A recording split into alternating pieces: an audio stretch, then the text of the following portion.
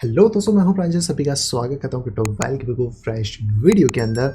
तो यहाँ पे बात करते हैं बिटकॉइन के बारे में। एंड लास्ट वीडियो में अगर आपको ध्यान होगा तो हमने बात करी थी यहाँ पर इस वाले एक चैनल जो कि बेसिकली एक बियरिश चैनल ही था। लेकिन मार्केट, क्योंकि मैंने आपको लास्ट टाइम भी बताया था कि मार्केट अगर इसकी अपर रेंजेस को ब्रेक करता है और रिट्रेसमेंट मिलेगा तो मार्केट ऊपर की तरफ जाएगा। ये जो ब्लू लाइन है 4500 की, इसको टेस्ट करने के लिए। और आप देख सकते हैं मार्केट ने प्रॉपर इसको ब्रेक करा। थोड़ा सा रिट्रेसमेंट में मार्केट डेफिनेटली नीचे आया था, पर फाइनली मार्केट कहीं ना कहीं ऊपर की तरफ जा रहा है। और यहाँ पर जो नियरेस्ट टारगेट अभी हमारे पास है वो है 4550 या 560 के आप आसपास यहाँ पे लेके चल सकते हैं। तो क्या यहाँ पे बिटकॉइन बुलिश हो गया है? फिलहाल के केस में बिटकॉइन बुलिश नहीं हुआ है, क्योंकि बिटकॉइन को अगर बुलिश होना है तो ये जो व्हाइट लाइन मैंने आपको बताई थी पहले, इसको थोड़ा सा मोटा कर देता हूँ। लगभग आप मान के चल सकते हैं कि ये जो लाइन है $48,000 की, इसको ब्रेक करना बहुत इसेंशियल होगा। जैसे मैंने आपको लास्ट की कुछ वीडियो में भी बताया था कि प्राइस अगर यहाँ से रिवर्ट हो भी जाता है तो यहाँ से, या फिर ऊपर भी जाता है तो यहाँ से गिरने के चांसेस स्टिल बने रहेंगे, क्योंकि मार्केट के लिए ये दोनों level still as a resistance की तरह एक्ट यहाँ पे करने वाले हैं। तो अगर आपको थोड़ा बहुत प्राइस में जंप ऑफ मिल भी रहा है, इसका मतलब ये नहीं कि हम एकदम से बुलिश यहाँ पे आ गए। एटलीस्ट 48,000 ब्रेक होता है, देन हम सोच सकते हैं कि हाँ, जो मार्केट है वो एक बुलिश टेरिटरी की तरफ यहाँ पे फिर मोमेंटम ले रहा है। क्योंकि अगर आप थोड़ा सा फोकस करेंगे बड़े ट्रेंड की तरफ, तो जैसे मैंने आपको पहले भी बताया हुआ है, यहाँ पे बड़े ट्रेंड के अंदर जो ट्रेंड लाइन आपको ब्लू कलर की देखने को यहाँ पे मिलती है, बेस वाली, ये बेसिकली ब्रेक हुई है। और यहाँ पे नॉर्मली अगर आप कोई भी पैटर्न को देखते हो तो वो यहाँ पे ब्रेक के बाद रीटेस्ट करता है और फिर नीचे की तरफ ड्रॉप करता है। तो क्या 30K पे आएगा? अभी वो चीज़ नहीं है, क्योंकि लास्ट टाइम पे जैसे मैंने आपको बोल रखा है कि $40,000 जब तक ब्रेक नहीं होगा तब तक हम $30,000 पे नहीं आ रहे हैं। और ऊपर जाने के लिए एटलीस्ट अभी हम लोगों को ये वाली जो पूरी कह सकते हैं 48,000, इसको ब्रेक करना एसेंशियल है। जब ये वाली लेवल आपका ब्रेक हो जाएगा, प्रॉपर मार्केट होल्ड करेगा, तब कम से कम हम 60 तक एक्सपेक्ट कर सकते हैं। लेकिन 60,000 ब्रेक होने के बाद आपका जो बुल रन है वो कंटिन्यू यहाँ पर रहने वाला है, क्योंकि ये वाला पोर्शन आप एज अ फेक आउट भी बन सकता है आने वाले फ्यूचर के अंदर। तो उसके लिए इंपॉर्टेंट है कि मार्केट ऊपर जाए और कम से कम इस ब्लू लाइन के ऊपर सेटल डाउन करे, ताकि मार्केट वापस से रिकवरी इस पोजीशन पे यहाँ पर बना पाए। तो अगर अभी आप शॉर्ट टाइम फ्रेम के अंदर ट्रेड कर रहे हैं बिटकॉइन के अंदर, तो थोड़ा सा आपको यहाँ पे कॉशियस रहना चाहिए कि मार्केट जिस तरीके से बिहेव कर रहा है। और अगर हम लोग यहाँ पे बात करते हैं EMA रिबन के बारे में, तो मार्केट का रेजिस्टेंस स्टिल अभी करंटली तो 44,000 पे ही है। तो इसको अगर क्लियर कर लेता हूँ, सारे जो फैंस है वो ऊपर की तरफ जाते हैं, तो शॉर्ट टर्म में हमें एक अप रैली डेफिनेटली देखने को फिर मिल पाएगी। नहीं तो इस पॉइंट से भी मार्केट रिजेक्शन ले सकता है। और मैं एक्सपेक्ट करूँगा कि अगर यहाँ से मार्केट रिजेक्शन दे, दोबारा मार्केट यहाँ पर आए और यहाँ से फिर मार्केट आपका ऊपर जाए, फिर वहाँ से रिजेक्शन लेता है, तो वो एक अलग क्राइटेरिया यहाँ पे फिर हो सकता है। तो अगर मैं इसको ऑफ कर दूँ तो आप थोड़ा सा क्लियरली इस वाले एक्सपेक्ट को यहाँ पे फिर समझ पाएंगे कि मार्केट में इस तरीके की कोई पोजीशन अगर बनती है तो हम लोगों को ज़्यादा बेनिफिट ऑफ मार्केट यहाँ पे देखने को मिलेगा बिटकॉइन के टर्म में भी। लेकिन एक अच्छी बात यह है कि अगर आप डेली टाइम फ्रेम के अंदर आते हैं और वॉल्यूम को चेक करने की कोशिश करें पिछले वाले डेटा के अकॉर्डिंग, तो वॉल्यूम का डिक्लाइनेशन बहुत ज़्यादा हुआ है। इसका मतलब है कि फरवरी के आसपास हम लोगों को कोई बड़ा मोमेंटम देखने को मिल सकता है, जनवरी के एंड या फरवरी के मिड या स्टार्टिंग के आसपास में। तो आपको उसके लिए थोड़ा सा वेट करके डेफिनेटली चलना चाहिए, क्योंकि वॉल्यूम पूरी तरीके से डिक्लाइन हो चुका है। एंड एक्सपेक्टेड यही कहा जाता है कि कहीं ना कहीं मार्केट वॉल्यूम डिक्लाइन के बाद अप या डाउन मोमेंटम देता है। अप या डाउन मोमेंटम आप TA से देख सकते हैं, एंड वॉल्यूम आपको इंडिकेट करता है कि एक बड़ा मोमेंटम आने वाला है, जो मार्च का कोविड क्रैश या फिर पंप भी यहाँ पे फिर हो सकता है। तो देखते हैं हम लोगों को क्या अपडेट देखने को मिलती है। शॉर्ट टर्म्स की अपडेट मैं आपको यहाँ पे बता चुका हूँ, मिड टर्म की अपडेट को आप चेक यहाँ पे कर सकते हैं। इंडिकेटर्स की अगर आप बात करते हैं तो RSI में डबल बॉटम जैसा पैटर्न बना है, इसकी नेकलाइन 50 पे ब्रेक होगी, जिसमें अभी थोड़ा सा टाइम है। RSI के अंदर भी आपको डबल बॉटम जैसा थोड़ा सा मिला है, लेकिन यहाँ पे आपको डाइवर्जेंस देखने को मिल रहे हैं। अगर आप प्राइस वाइज बात करें तो प्राइस यहाँ से नीचे और आपका जो MACD है वो ऊपर है, तो आपको एक बुलिश डाइवर्जन देखने को मिल जाता है। फिलहाल यहाँ पे क्रॉस ओवर हो गया तो थोड़े से चांसेस बने रहेंगे बुलिशनेस के, लेकिन अगर प्राइस थोड़ा हल्का फुल्का नीचे आता है तो आपको मैंने दोनों ही कंडीशंस मार्केट की बता दी है कि इस तरीके से मार्केट मोमेंटम यहाँ पे दे सकता है। तो आपको अपर रेजिस्टेंस लेवल को थोड़ा सा देख के इस पॉइंट पे यहाँ पे चलना चाहिए।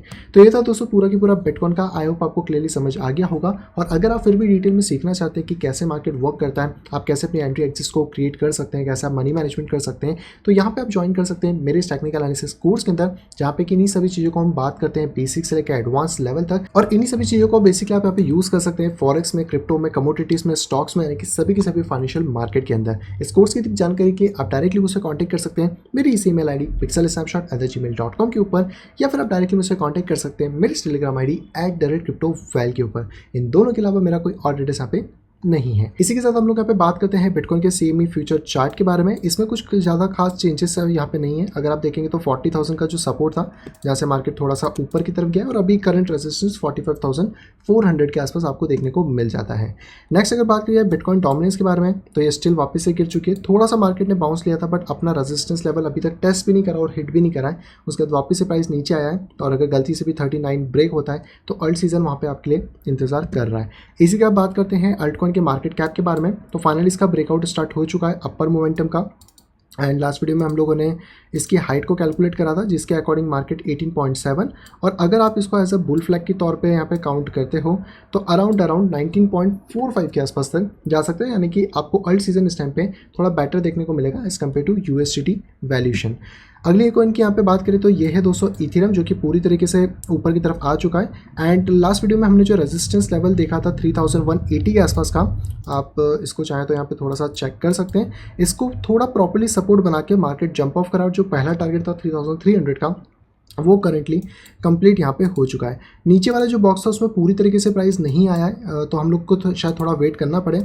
अगर इस पूरे रेंजेस को मैं हटा दूं तो सबसे ज़्यादा जो हमारा सपोर्टिव रेंज रहेगा वो इसी जोन के आसपास है 2725। इट मीन्स कि अगर मार्केट अभी थोड़ा ऊपर जाता है और यहाँ से मार्केट आपका 3800 को ब्रेक नहीं कर पाता है, तो स्टिल चांसेस होंगे कि हमें एक छोटा सा क्रैश और देखने को यहाँ पे मिल सकता है। तो अगर आप इथेरियम में बुलिश होना चाहते हैं तो कम से कम 3900 के ब्रेक होने का आपको यहाँ पे वेट करना होगा। और इसके पहले भी कुछ रेजिस्टेंस हमें देखने को यहाँ पे मिल जाते हैं, जैसे कि अगर आप इस वाले पोर्शन पे देखें तो अराउंड 3390 से 3640 के आसपास आपको एक और रेजिस्टेंस देखने को इथेरियम मैप पे मिलने वाला है।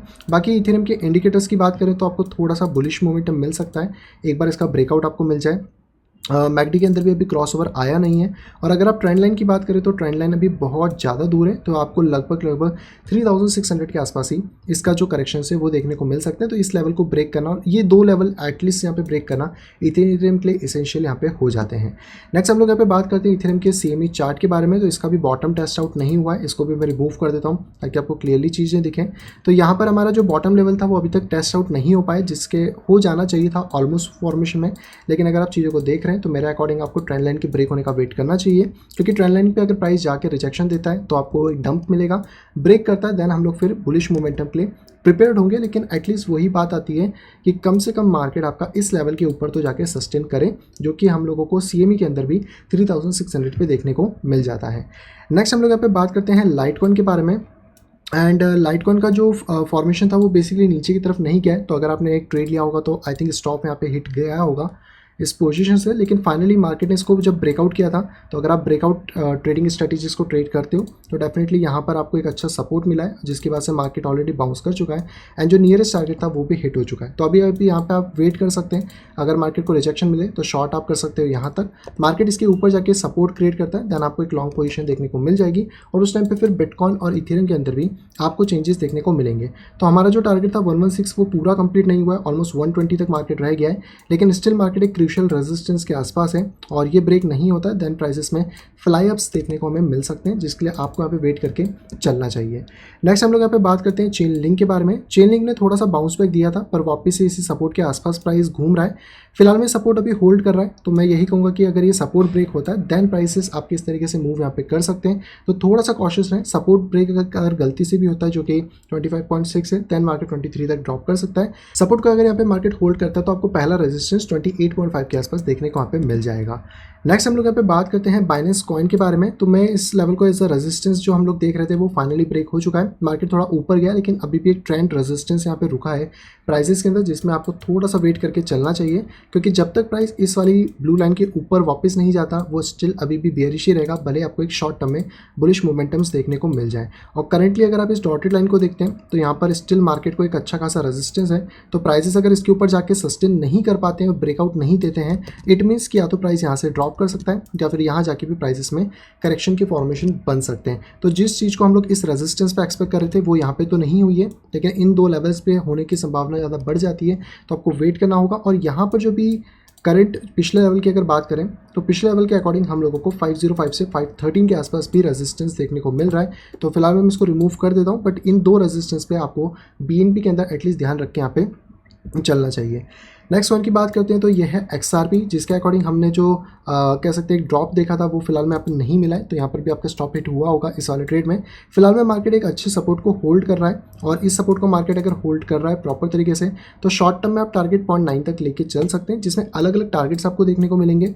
सबसे पहला जो टारगेट है वो आप नियरेस्ट अगर देखें तो 0.82 से लेकर लगभग 0.83 के आसपास है। मिड टारगेट में आप 0.89 और 0.90 के टारगेट्स को यहाँ पर लेके फिर चल पाएंगे।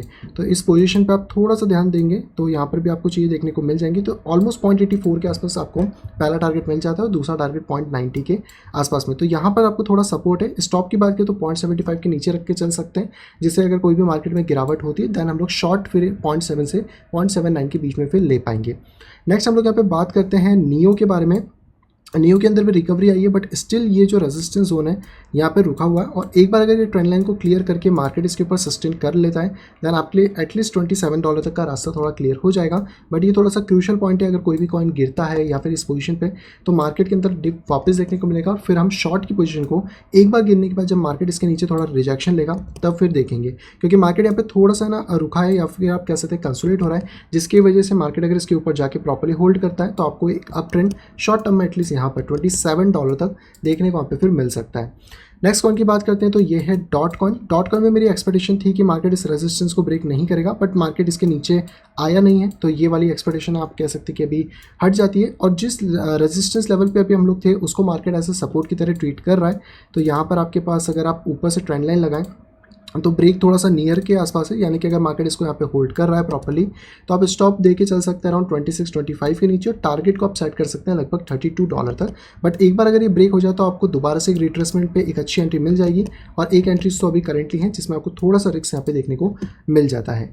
नेक्स्ट यहाँ पे बात करते हैं हम लोग बिटकॉइन कैश के बारे में, जिसका ट्रेंड यहाँ पे रिवर्स हो चुका है, ऑलरेडी ट्रेंड लाइन ब्रेक कर चुका है। इसमें भी कोई नई एंट्रीज नहीं है, लेकिन प्राइस हो सकता है आपको 404 तक आते हुए आराम से यहाँ पे मिल जाएगा।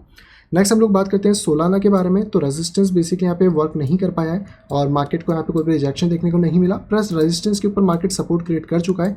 तो इसमें भी आपकी एंट्री थोड़ी सी मिस हो गई है। अगर आप थोड़ा पहले देखते तो यहाँ पर आपको एक अच्छी एंट्री मिल जाती, एंड करेंटली जो टारगेट है वो आपका सेकंड $168 के आसपास रहने वाला है। बट ट्रेंड जो है वो बियरिश है, तो यहाँ पर भी अगर प्राइस जाके कोई रिजेक्शन देगा तो हमें एक शॉर्ट टर्म का शॉर्ट भी देखने को मिल जाएगा।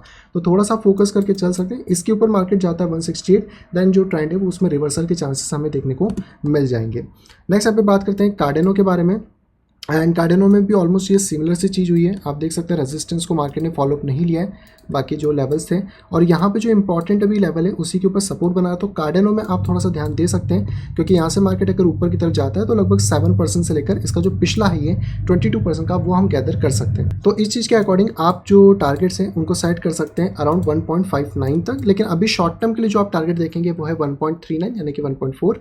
इसके ऊपर मार्केट ब्रेक करता है देन वेरी गुड, नहीं करता है तो आपको यहाँ से रिजेक्शन भी फेस करने को मिल सकता है। पर एक इंटरेस्टिंग चीज़ है वो है यहाँ पे शोल्डर, और अगर प्राइस यहाँ तक आता है तो एक हेड बनाने के दोबारा प्राइस हो सकता है 1.28 तक आए, एंड देन फाइनली इसको ब्रेक करके ऊपर की डायरेक्शन में निकले। तो देखते हैं कि किस तरीके से मार्केट जो है मोमेंटम यहाँ पे कर पाता है। तो ये थे दोस्तों सारे के सारे कॉइन जो कि मैंने आपको बता दिए हैं। मार्केट अभी कह सकते हैं कि है तो शॉर्ट डायरेक्शन में, लेकिन अभी थोड़ा सा आपको स्ट्रेंथ देखने को मिल रही है, तो आप लॉन्ग की पोजीशन शॉर्ट टर्म के लिए खोल सकते हैं, एंड थोड़ा सा आप फोकस कर सकते हैं कि जो मेजर रेजिस्टेंस लेवल है जब वो टूटे उसके बाद आप हैवी लॉन्ग फिर यहाँ पे देख पाएंगे। तो इतने थे कॉइन। अब चलते थे अपने आइडियो के ऊपर।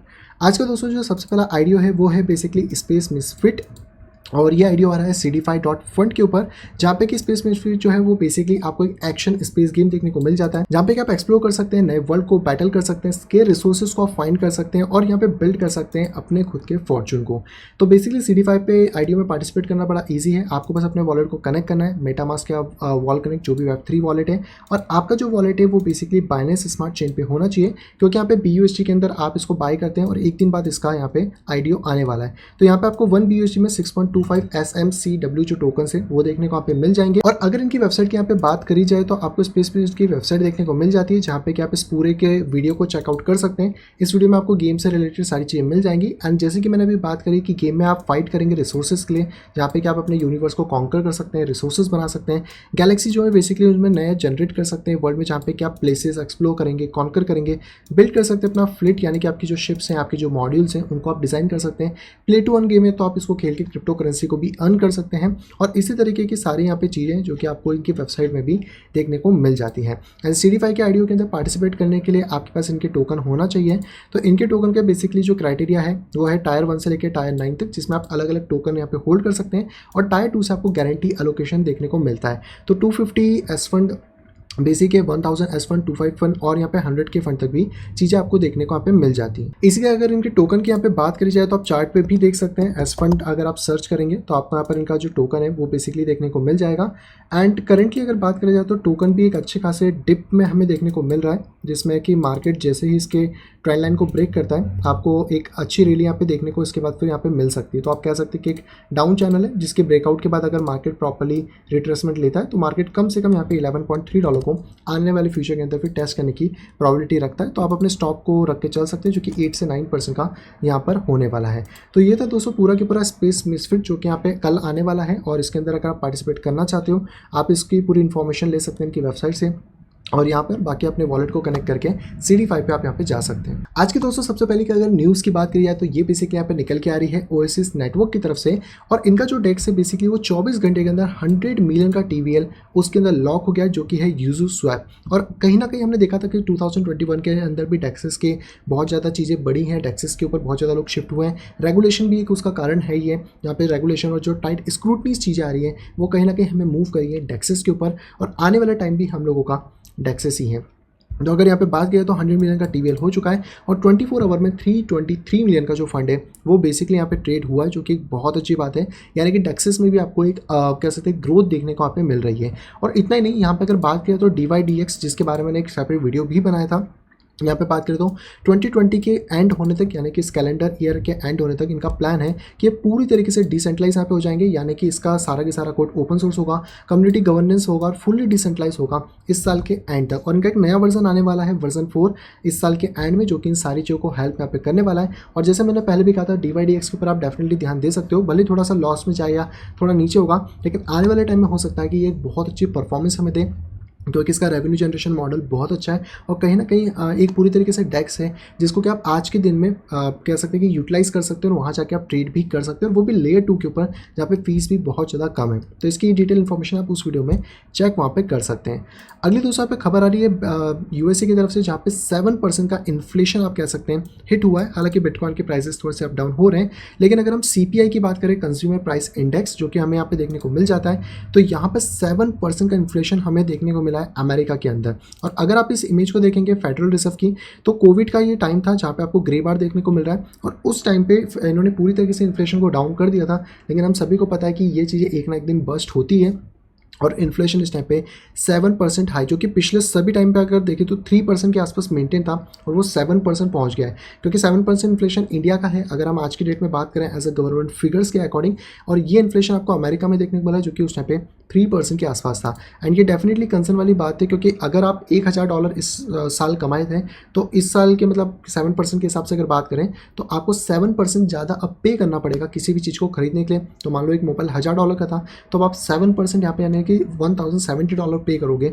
उस चीज़ के लिए। तो इन्फ्लेशन इसी तरह वर्क करता है। इस पे होगा तो एक सेपरेट वीडियो डेफिनेटली बना दूंगा, ताकि आपको इन्फ्लेशन का कोर कॉन्सेप्ट समझ आ सके। और इसलिए कहते हैं कि आप ऐसी एसेट्स में इन्वेस्ट करो जहाँ पे आपको इन्फ्लेशन से ज़्यादा रिटर्न मिले, ताकि आप इन्फ्लेशन को बीट कर पाओ। नहीं तो सेविंग अकाउंट में 3 से 4% ही मिलता है, वो आपको निपटा देगा बहुत ज़्यादा बुरी तरीके से। तो आप थोड़े से यहाँ पे कॉशियस हो जाओ, क्योंकि जो इन्फ्लेशन है वो इसी तरीके से जब रेस करेगा तो हमें बहुत ज़्यादा दिक्कत होगी, और फ्यूचर में इन्फ्लेशन इंक्रीज होगा, क्योंकि मनी प्रिंटिंग तो यहाँ पे चल ही रही है।